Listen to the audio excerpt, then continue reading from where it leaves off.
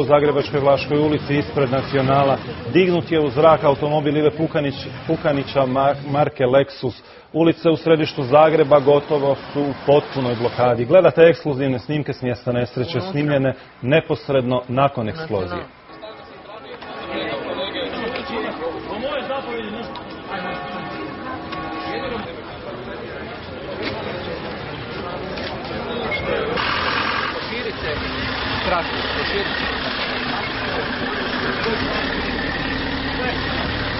Upravo smo doznali da je osim dvije smrtno stradale osobe u ovom atentatu najvjerojatnije ozlijeđene još dvije osobe. Pukanićev Lexus bio je parkiran u dvorištu Židovske općine gdje Nacional ima 6 parkirnih mjesta. Zgrada Nacionala u trenutku eksplozije bila je puna studenata.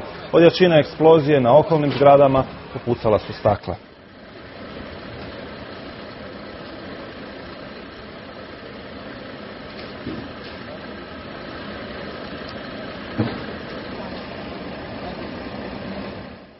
Policija je oko 20 sati održala izvanrednu konferenciju za novinare. Pogledajmo što je rekao Krunoslav Borovec iz ravnateljstva policije. Mi smo vrlo brzo izlaskom na mjesto događaja utvrdili da je došlo do eksplozije, za sada nepoznate eksplozivne naprave na adresi Palmotićeva ulica broj 3 u dvorištu objekta i da je pritom u potpunosti uništen osobni automobil, a također su prilikom eksplozije dvije za sada nepoznate muške osobe smrtno stradale. Naravno, policija odmah osigurala samo mjesto događaja i moram reći da je zona mjesta događaja vrlo široko određena jer se očekuje da se fragmenti eksplozije mogu pronaći u širem krugu. Poduzimamo hitne policijske izvidne mjere i radnje. Na mjestu događaja su svi kompetentni policijski stručnjaci od vještaka, od pirotehničara, od stručnjaka iz ekipe za očevide. Na mjesto događaja izašao je i istražni sudac Županijskog suda u gradu Zagrebu.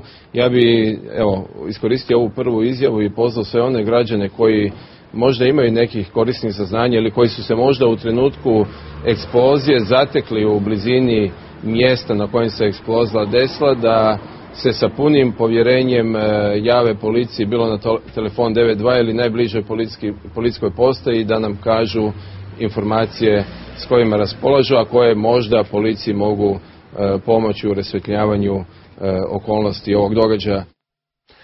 Terorizam je ušao na ulice glavnog grada Hrvatske. Dio je to pismene izjave predsjednika Republike Stjepana Mesića koju smo upravo primili. Izjava predsjednika Republike. Večerašnjim atentatom u kojem su poginuli novinar i izdavač Ivo Pukanić i stručnjak za marketing tjednika Nacional Niko Franjić, terorizam je ušao na ulice glavnog grada Republike Hrvatske. Kriminalno podzemlje suočilo je pravnu državu i cijeli sustav s izazovom s kakvim se do sada nismo susreli. Svaki građanin Republike Hrvatske s pravom se večeras pita tko je sljedeći. Na teror i terorizam država i sustav moraju odgovoriti trenutno, energično i sa svim raspoloživim mjerama.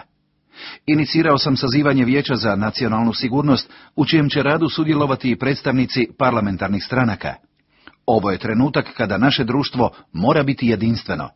Pitanje s kojim se suočavamo jest ili mi ili oni, pri čemu mi znači pravnu državu, funkcioniranje institucija sustava i sigurnost građana, a oni kriminalce, teroriste i mafijaše. Ako se do sada čekalo, vremena za čekanje sada više nema. Očekujem i tražim od svih relevantnih institucija i dužnosnika da s krajnjom odgovornošću ispunjavaju svoje dužnosti, svjesni činjenice da su unutrašnji mir i sigurnost svih građana njihov najpreći cilj. Predsjednik Mesić sutra za 10 sati sazvao je sjednicu Vijeća za nacionalnu sigurnost. Novinari Nacionala su u šoku kao i cijela hrvatska javnost. Evo izjave Plamenka Cvitića, jednog od urednika u Nacionalu. Evo, prema našim informacijama eksplozija se dogodila u dvorištu NCO Media grupe u Vlaškoj ulici. Službeno još nemamo nikakvih informacija, najvjerojatnije se radi o podmetnutoj bombi, ali za sad još nemamo tih informacija. Ima li poginulih? Ima. Da li je riječ o Ivi Pukaniću? Prema sadašnjim saznanjima da. Evo i kratke biografije iz inače bogate novinarske karijere novinara i nakladnika Ive Pukanića. Ivo Pukanić rođen je 21. siječnja 1961. godine u Zagrebu. Novinarstvom se bavio od svoje 18. godine.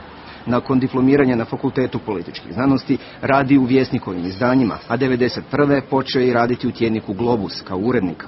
Potkraj 1995. sa skupinom novinara napušta EPH i osniva Nacional, u kojem je bio glavni urednik. Bio je predsjednik uprave NCL Media grupe i jedan od njezinih vlasnika.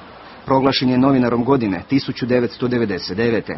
Nakon toga dobio je nagradu Hrvatskog novinarskog društva za istraživačko novinarstvo 2000. te nagradu za intervju godine s generalom Antom Gotovinom 2003.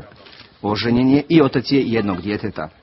Javnost je posebno zainteresirao nedavnim objavljivanjem liječničke dokumentacije i povijesti bolesti svoje prisilno hospitalizirane supruge. Nakon toga je na njega pokušan atentat. Pukaniće su često povezivali s kriminalnim miljeom, no ta nagađanja nikad nisu dokazana. Smatran je jednim od najkontroverznijih novinara Hrvatske. Toliko za sada u izvanrednim vijestima. Uskoro očekujemo obraćanje javnosti premijera Ive Sanadera.